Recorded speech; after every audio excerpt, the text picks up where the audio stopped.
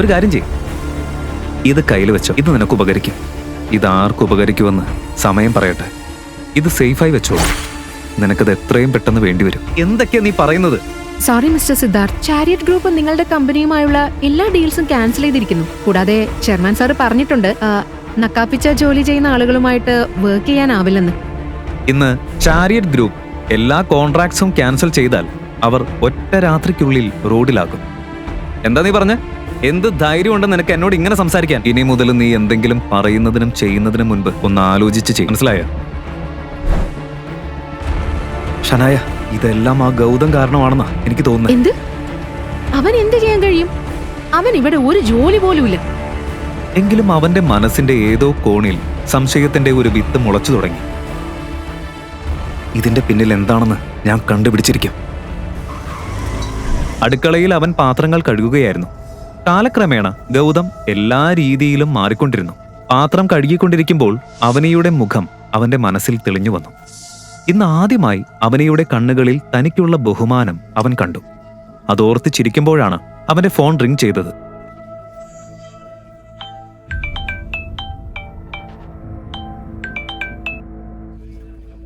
Sorry sir, ഞാൻ disturb ചെയ്തോ?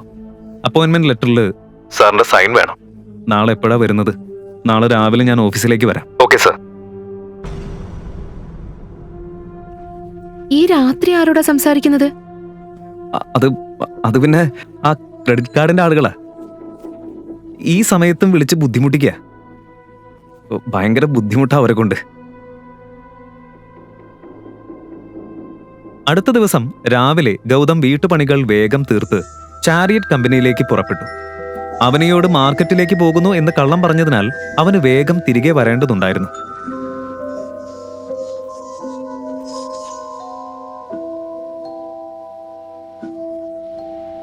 Good morning sir.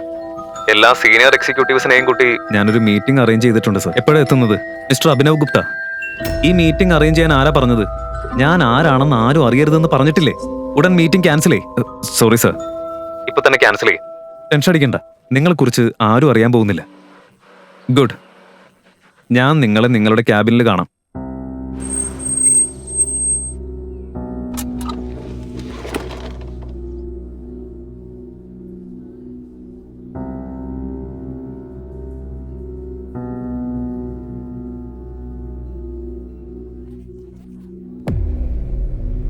ഓ ബ്രദറില്ലോ, ഇവിടെ എന്താ? വഴി തെറ്റിയോ? ഈ കമ്പനിയിൽ നിങ്ങളെ പോലെയുള്ള ലൂസേഴ്സിന് ഇടമില്ലല്ലോ.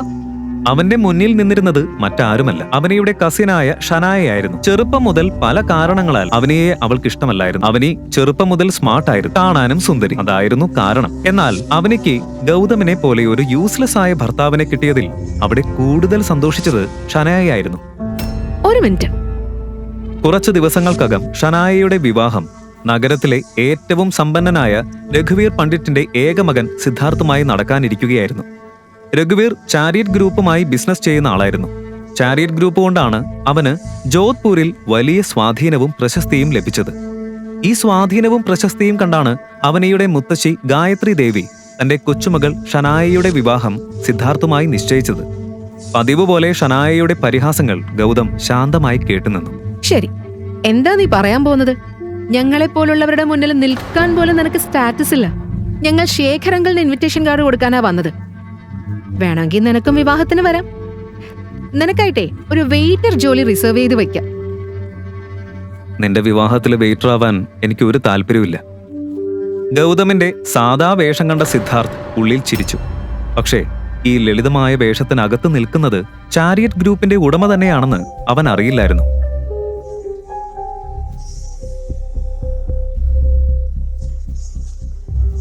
ഓ, അപ്പോ ഇതാണ് ആ വീട്ടുമരുമകൻ ഗൗതം അല്ലേ? നിന്നെക്കുറിച്ച് ഞാൻ ഒരുപാട് കേട്ടിട്ടുണ്ട്. ഭാര്യയുടെ കയ്യിലുള്ള പണം ഉപയോഗിച്ച് ഭക്ഷണം കഴിച്ച് ജീവിക്കുന്നവനല്ലേ നീ? ഇന്നൊന്ന് നേരിൽ കാണാൻ പറ്റി. And for your kind information, നിന്നെ പോലെയുള്ള ലൂസേഴ്സിന് ഈ ബിൽഡിംഗിൽ ഒരു സ്ഥാനമില്ല. സോ യു ആക്ച്വലി ഞാനിവിടെ ഒരു ജോബ് ചോദിക്കാനാ വന്നത്. ജോബോ? സീരിയസ്ലി? ഇവിടെ അടിച്ചു വരാനും തുടയ്ക്കാനും പോലും വേക്കൻസി ഇല്ല. ഷനായ, എനിക്ക് തോന്നുന്നത് ഇവൻ സെക്യൂരിറ്റി ജോലിക്കായിരിക്കും വന്നത്. All the best. Brother in law, അവനിയുടെ സാലറി വീട്ടു ചെലവിന് തികയുന്നില്ല അല്ലേ? ബട്ട് നിനക്കിവിടെ ജോബ് കിട്ടാനുള്ള ചാൻസ് വളരെ കുറവാണ്. ഒരു കാര്യം ചെയ്യ്, ഇത് കയ്യിൽ വെച്ചോ. ഇത് നിനക്ക് ഉപകരിക്കും. ഇതാർക്ക് ഉപകരിക്കുമെന്ന് സമയം പറയട്ടെ. ഇത് സേഫായി വെച്ചോളൂ. നിനക്കത് എത്രയും പെട്ടെന്ന് വേണ്ടിവരും. എന്താ നീ പറഞ്ഞ? എന്ത് ധൈര്യമുണ്ട് നിനക്ക് എന്നോട് ഇങ്ങനെ സംസാരിക്കാൻ? ഇനി മുതൽ നീ എന്തെങ്കിലും പറയുന്നതിനും ചെയ്യുന്നതിനും മുൻപ് ഒന്ന് ആലോചിച്ച് ചെയ്യും. മനസ്സിലായോ? എന്താ നീ എന്ത് ചെയ്യും? പറ. നിനക്ക് എന്ത് ചെയ്യാൻ പറ്റും? ബേബി വിട്ടേക്ക്. ഈ സ്ട്രീറ്റ് റൗഡിയോട് എന്തിനാ സംസാരിക്കുന്നത്? നമ്മൾ വന്ന കാര്യം തീർക്കാം. ഇവൻ അല്ലെങ്കിലും വേറെ ജോലിയൊന്നും ഇല്ലല്ലോ. ഷനായിയും സിദ്ധാർത്ഥും ചെയർമാന്റെ ക്യാബിനടുത്തേക്ക് പോയി നിൽക്കുകയായിരുന്നു. ഗൗതം പറഞ്ഞ വാക്കുകൾ സിദ്ധാർത്ഥിന്റെ മനസ്സിൽ ഇപ്പോഴും മുഴങ്ങിക്കൊണ്ടിരുന്നു.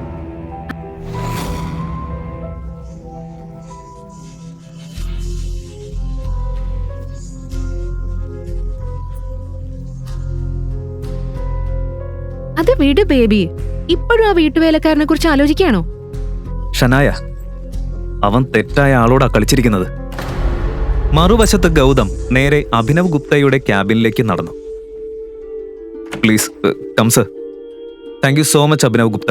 ഒരു കാര്യം ചോദിക്കട്ടെ, ഈ രഘുവീർ പണ്ഡിറ്റിനെയും അയാളുടെ മകൻ സിദ്ധാർത്ഥിനെയും അറിയാം? യെസ് സർ, അറിയാം. മിസ്റ്റർ രഘുവീർ വർഷങ്ങളായി നമ്മുടെ കമ്പനിയുമായി ബിസിനസ് ചെയ്യുന്ന ഒരാളാണ്. ഓക്കെ, ഇന്നു മുതൽ ചാരിയറ്റ് ഗ്രൂപ്പ് രഘുവീറിന്റെ കമ്പനിയുമായി യാതൊരു ബിസിനസ്സും ചെയ്യില്ല. നമ്മൾ സൈൻ ചെയ്യാൻ പോകുന്ന എല്ലാ ഡീൽസും ക്യാൻസൽ ചെയ്തേക്ക്. കൂടാതെ മറ്റൊരു കാര്യം കൂടി അറിയിക്കണം. മറ്റുള്ളവരെ റെസ്പെക്ട് ചെയ്യാൻ അറിയാത്ത ആളുകളുമായി നമ്മൾ ബിസിനസ് ചെയ്യുന്നില്ല. കാരണം സ്റ്റാറ്റസ് നോക്കിയല്ല ബിസിനസ് ചെയ്യുന്നത്, ക്യാരക്ടർ നോക്കിയാണ്. സിദ്ധാർത്ഥ്, ഗൗതം ചെയർമാനോട് സംസാരിക്കുന്നത് കാണുമോ? ഗൗതം കൊണ്ടുവന്ന പണത്തിന്റെ പിന്നിലെ സത്യം അവനെ അറിയുമോ? ഗൗതം പറഞ്ഞത് കേട്ട് അഭിനവ് ഗുപ്ത ഉടൻ തന്നെ രഘുവീറിനെ വിളിച്ചു.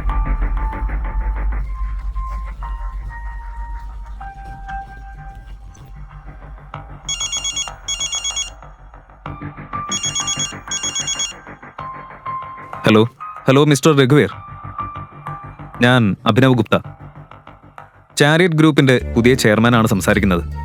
യെസ് മിസ്റ്റർ ഗുപ്ത, പറയൂ. നിങ്ങൾക്ക് ഒരു ബാഡ് ന്യൂസ് ഉണ്ട്. ഇന്നു മുതൽ ചാരിയറ്റ് ഗ്രൂപ്പ് നിങ്ങളുമായി ബിസിനസ് ചെയ്യില്ല. നമ്മൾ തമ്മിൽ സൈൻ ചെയ്ത എല്ലാ ഡീൽസും ഇപ്പൊ തന്നെ ക്യാൻസൽ ചെയ്യുന്നു. ഡോക്യുമെന്റ്സ് നിങ്ങളുടെ ഓഫീസിലേക്ക് എത്തിക്കോളും. ആൻഡ് മറ്റൊരു കാര്യം ശ്രദ്ധിച്ചു കേൾക്കും. ചാരിയറ്റ് ഗ്രൂപ്പ് നക്കാപ്പിച്ച ജോലി ചെയ്യുന്ന ആളുകളുമായി വർക്ക് ചെയ്യുന്നില്ല. മറുവശത്ത് സിദ്ധാർത്ഥും ഷനായിയും ചെയർമാനെ കാണാൻ കാത്തിരുന്നു. അകത്ത് കയറിയപ്പോൾ ചാരിയറ്റ് ഗ്രൂപ്പിന്റെ പുതിയ ചെയർമാൻ അഭിനവ് ഗുപ്തയാണെന്ന് അവർ തിരിച്ചറിഞ്ഞു. സിദ്ധാർത്ഥ് അമ്പരന്നെങ്കിലും അഭിനവ് ഗുപ്തയെ കാണാനും സംസാരിക്കാനും അവൻ ആഗ്രഹിച്ചു.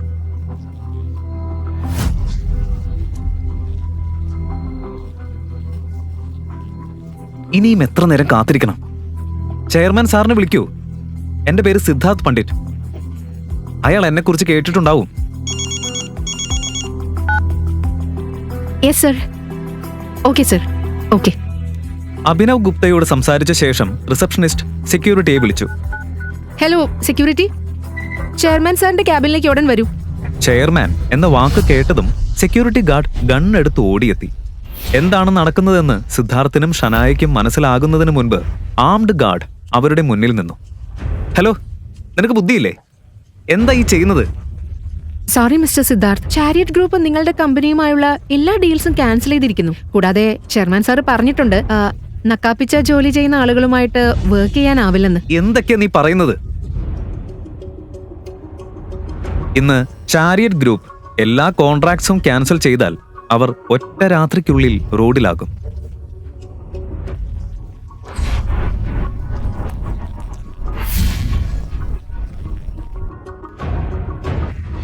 ഇങ്ങനൊരു തീരുമാനം എങ്ങനെ പെട്ടെന്നെടുക്കും?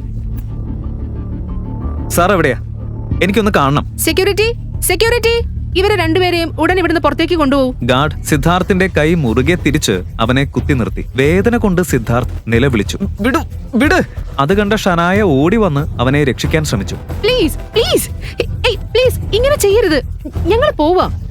ഷനായയുടെ കണ്ണീരോടെ നിറഞ്ഞ മുഖം കണ്ട ഗാർഡ് ഉടൻ സിദ്ധാർത്ഥിന്റെ കൈവിട്ടു. അതേസമയം സിദ്ധാർത്ഥിന് രഘുവീർ പണ്ഡിറ്റിന്റെ കോൾ വന്നു. സിദ്ധാർത്ഥ്, നിനക്ക് ബുദ്ധിയില്ലേ?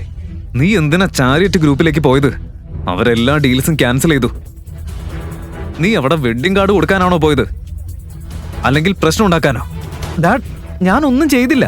ഞാൻ ഷനായയോടൊപ്പം കാർഡ് കൊടുക്കാനാ വന്നത്. എന്നിട്ട് ഞങ്ങൾക്ക് ചെയർമാനെയും കാണാനായില്ല. But shut up. നിന്റെ മണ്ടത്തരം എനിക്ക് എത്ര നഷ്ടം വരുത്തിയെന്നറിയോ? നമ്മൾ റോഡിലാവും. ഉടൻ അവിടെ നിന്ന് പുറത്തേക്ക് ഇറങ്ങ്.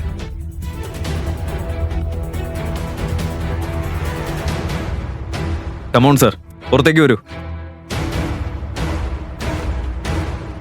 കാറിലിരുന്ന ഉടൻ ഗൗതവുമായി ഉണ്ടായ തർക്കം സിദ്ധാർത്ഥിന്റെ മനസ്സിൽ വീണ്ടും മുഴങ്ങാൻ തുടങ്ങി.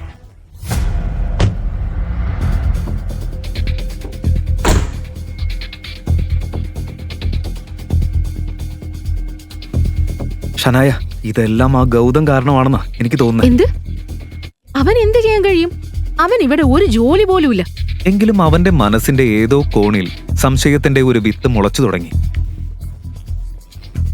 ഇതിന്റെ പിന്നിൽ എന്താണെന്ന് ഞാൻ കണ്ടുപിടിച്ചിരിക്കും. സിദ്ധാർത്ഥിനെ പാഠം പഠിപ്പിച്ചതിന് ഗൗതമിന്റെ മനസ്സിൽ വലിയൊരു സന്തോഷമുണ്ടായിരുന്നു. അടുത്ത നിമിഷം അവൻ എല്ലാ ഡോക്യുമെന്റ്സിലും സൈൻ ചെയ്ത് വീട്ടിലേക്ക് പുറപ്പെട്ടു. പക്ഷേ വീട്ടിലെത്തിയ ഉടൻ അവന്റെ ചിരിച്ച മുഖം ഒറ്റ നിമിഷം കൊണ്ട് കറുത്തു.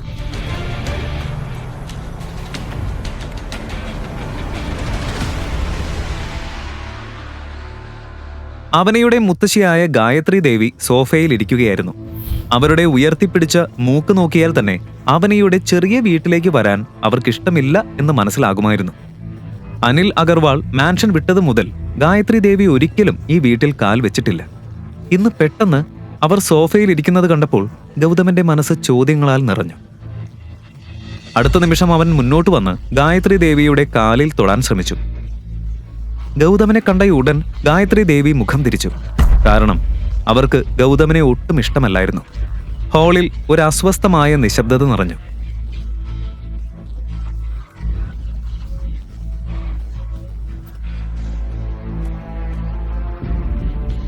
അമ്മ, ടീ. ഗായത്രി ദേവി കപ്പ് കയ്യിലെടുക്കാതെ തന്നെ മണത്തു നോക്കി. ഈ ചായയിൽ എന്തിനാ ഇത്രയും വെള്ളം ചേർത്ത് നശിപ്പിച്ചത്? പാൽക്കട്ടയൊക്കെ നീക്കിയിട്ടുണ്ടാക്കിയതാണോ? ചായയുടെ കടുപ്പം കുറയുന്നു, പക്ഷേ നീ തടിച്ചു വരുന്നുണ്ടല്ലോ. ഇത് ഡസ്റ്റ്ബിനിലേക്ക് എറിഞ്ഞോളൂ. ഗീത ഗൗതമനെ പരിഹസിക്കാൻ ഒരവസരവും പാഴാക്കാത്തതുപോലെ ആയിരുന്നു ഗായത്രി ദേവിക്ക്. ഗീതയെ അപമാനിക്കാൻ അവർ ഒരവസരവും പാഴാക്കില്ല. കേൾക്കൂ എല്ലാവരും, ഞാൻ വന്നത് ഷനായിയുടെ വെഡ്ഡിംഗ് കാർഡ് തരാനാണ്. സത്യത്തിൽ നിങ്ങൾ കല്യാണത്തിന് വരണമെന്ന് എനിക്ക് യാതൊരു നിർബന്ധവുമില്ല. പക്ഷേ ഫംഗ്ഷന് വരുന്നവർ സീനുണ്ടാക്കും. നിങ്ങൾ സമൂഹത്തിൽ നമ്മുടെ പേര് വലിയ രീതിയിൽ പ്രസിദ്ധമാക്കിയിട്ടുണ്ടല്ലോ. ഇത് പറഞ്ഞ് ഗായത്രി ദേവി അവനെയും ഗൗതമനെയും നോക്കി. അവളുടെ കണ്ണുകൾ കോപം കൊണ്ട് നിറഞ്ഞിരുന്നു. വെഡിങ്ങിന് വരണം, പക്ഷെ കയ്യിലൊന്നുമില്ലാതെ വരരുത്. ഒരു വിലയേറിയ ഗിഫ്റ്റ് കൊണ്ടുവരണം. അനിലിന്റെ സഹോദരൻ സൗരഭ് ഷനായക്ക് 35 ലക്ഷം രൂപ വിലയുള്ള കാറാണ് ഗിഫ്റ്റ് ചെയ്യുന്നത്.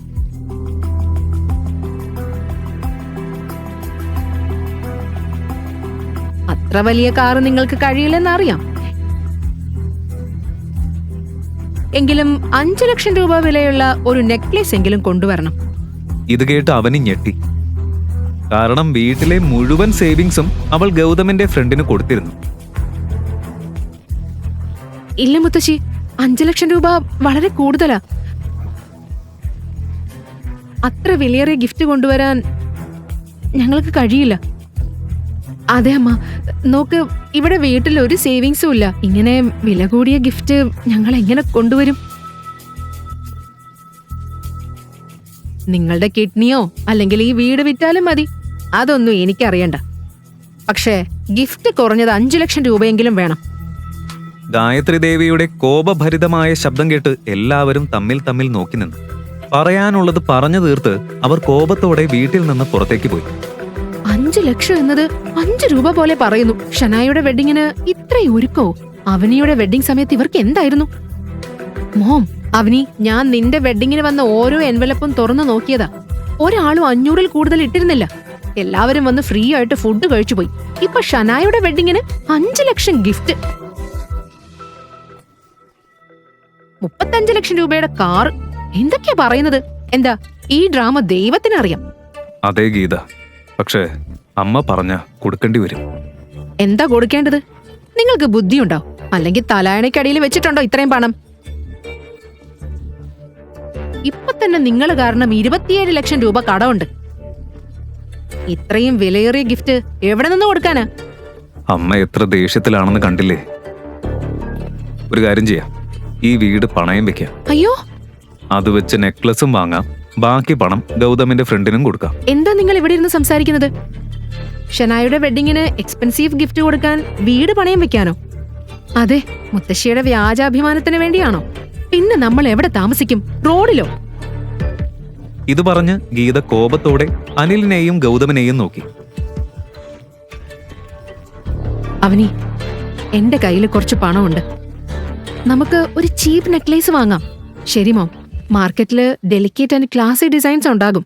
I know. ഗൗതം, കാറെടുക്ക്, പോവാം. കുറച്ചു നേരം കൊണ്ട് എല്ലാവരും ജോധ്പൂരിന്റെ ഓൾഡ് മാർക്കറ്റിലേക്ക് പുറപ്പെട്ടു. ഗൗതം കാർ ഒരു വലിയ ജ്വല്ലറി ഷോപ്പിന്റെ മുന്നിൽ നിർത്തി. ജോധ്പൂരിലെ വളരെ പ്രശസ്തമായ ജ്വല്ലറി ഷോപ്പായിരുന്നു അത്. അവനി തന്റെ ബഡ്ജറ്റ് ഓർത്തു. അതായത് വളരെ കുറഞ്ഞ തുക. എങ്കിലും കുറച്ച് ആലോചിച്ച ശേഷം എല്ലാവരും അകത്ത് കയറി.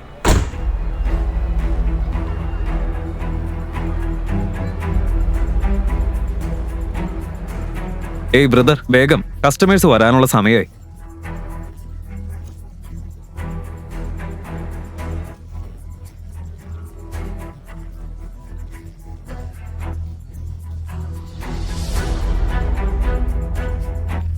അവരകത്ത് കയറുമ്പോൾ ഒരു കൂറ്റൻ ആൾ ചിരിച്ചുകൊണ്ട് സ്വീകരിച്ചു. Good morning, good morning. വരൂ വരൂ, എന്താ വേണ്ടത്?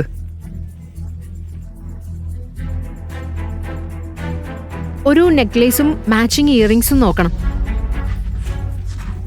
Yes madam. ഇത് നോക്കൂ, ചോക്കർ ഡിസൈൻ ആണ്. ഇഷ്ടായില്ലേ? വേറെ കാണിക്കാം. അവനി ഓരോ നെക്ലസും കാണുന്നതിന് മുൻപ് തന്നെ അതിന്റെ വില മനസ്സിൽ കണക്കാക്കുകയായിരുന്നു. എല്ലാം അവളുടെ ബഡ്ജറ്റ് കടന്നതായിരുന്നു. ഗൗതമിനും അത് മനസ്സിലായി. ഇത്രയും കണ്ടിട്ടും അവനിക്കൊന്നും ഇഷ്ടമായില്ല. ഇത് കണ്ട ഷോപ്പ് ഓണർക്ക് സംശയം തോന്നി. ഗൗതമും അവനെയും തമ്മിൽ കണ്ണുകൊണ്ട് സംസാരിക്കുന്നതും കണ്ടപ്പോൾ ഇവർ ഫ്രോഡാണോ എന്ന സംശയം അവനുണ്ടായി. ഉടൻ പുറത്തു നിന്നിരുന്ന ഗാർഡ്സിന് സിഗ്നൽ നൽകി. അവരകത്തു വന്ന് അവനി, ഗൗതം, ഗീത എന്നിവരെ ശ്രദ്ധിച്ചു നോക്കാൻ തുടങ്ങി. ഇത് കണ്ട അവനിക്കും ഗീതയ്ക്കും പേടി തോന്നി. അവർക്ക് ഷനായയുടെ കല്യാണത്തിന് വിലപിടിപ്പുള്ള ഗിഫ്റ്റ് നൽകാനാകുമോ? അത് വാങ്ങാൻ ഗൗതം അവരെ സഹായിക്കുമോ? അവന്റെ സത്യം അവർ തിരിച്ചറിയുമോ? ഈ കഥയുടെ ബാക്കി അറിയാൻ കേൾക്കൂ royal varies, only on pocket FM. Download pocket FM app, link in description.